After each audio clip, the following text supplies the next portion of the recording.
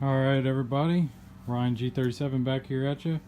Starting off, I already started the project a little bit. As you can see, I got the like floor rail, I guess you can say, off.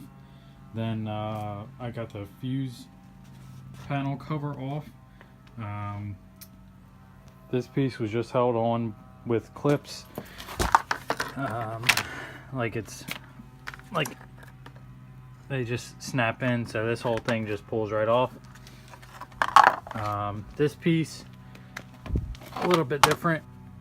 It's got these two actual clips, then a third little screw thing, which is here. So, got that off, ready to go. Here's the tools needed.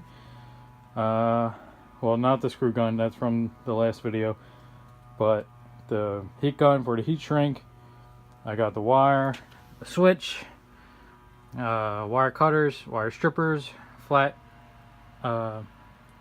screwdriver, the drill bit, and I don't even know if I'm going to use that drill bit yet because I don't know where I'm putting the switch. But then the soldering iron, heat shrink, and solder itself with extension cord. And here is where we're looking. All right, so the flathead screwdriver, you just push this little piece in here. You can pop these right out, make life a little bit easier. I already did them. So what you're going to be looking for is the pink wire. What I'm going to do is cut this electrical tape here, pull this pink wire out, give me some play, cut the wire, strip it on either end, then solder the new wires on that I'm going to be connecting to the switch. So then I'll probably electrical tape it up real nice. But since I'm doing this video as I'm doing the project, this is what you get. A little bit backwards compared to my last video, but I'll go over it again. Forgot these little spade terminals, I think they're called, go on the back of the switch. If you didn't see my last video, I got this switch in like a 10-pack on Amazon for like $5 or something like that. These terminals, I mean, they're pretty generic. You can find them most places. Wire, kind of the same thing. But other than that, the only real special tool I would say, I mean, these wire strippers aren't really even required. If you just have the regular ones, that would probably be fine. If you know what you're doing. If you don't know what you're doing, you probably want like some regular good quality strippers that have different gauges on it. I believe when I did the all-wheel drive switch, I tried the tightest one and it was still a little loose. So maybe it's like 20 gauge wire, I'd say. It's pretty small wire, but you know, if you have something like these, what I do, I just turn it sideways a little bit and you yank it out and you can strip the wire that way instead of just doing flat and pulling it. That's how you typically do it. But I'm gonna get started, then I'm gonna come back and I guess show you a midway progress. All right, I'm back. Let's see what I got going on here.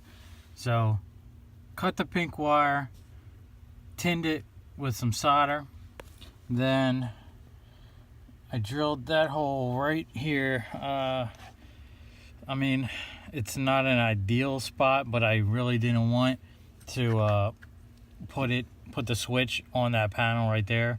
So I wanted something like a little more inconspicuous, I guess you could say.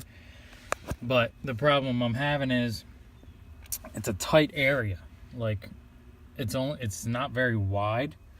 So what I'm gonna end up doing is I bent the terminals a little bit, and I test fitted it, and it fits in there for the most part. I didn't push it all the way in because I didn't want it to get stuck with those little clips. It'll get stuck in there and then I'll have a hard time getting it out. But yeah, that should work. So I'm gonna run my wire now, get it all you know, in the general area, solder it up, make sure I put the heat shrink on first, then solder it, then you get your heat gun and shrink the heat tubing, and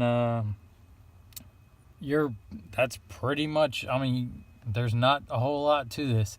So after I do that, I'll make it look a little pretty and put everything, like put the clips back in, put all the paneling back on, and well, I guess I should give it a try first, but it should work. There's no reason why it shouldn't. But yeah, so I'll be right back.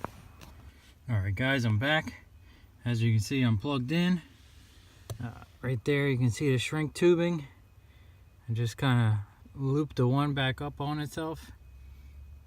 Then wrap the wires up around here to the switch. Switch went in good. So if you plan on putting it right there, you're going to have to bend the terminals like I said. But yeah, that's about it.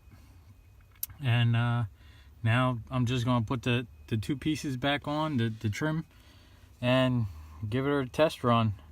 Unfortunately, I'm by myself, so I'm not going to be able to show a big nasty burnout, but be assured there will be one. Have a good day, guys, and be safe. And if you don't, or if you do this, just keep in mind when you flip the switch, if you don't have a momentary switch, you will not have brake lights. So keep that in mind, and for off-road use only. Alright guys, later.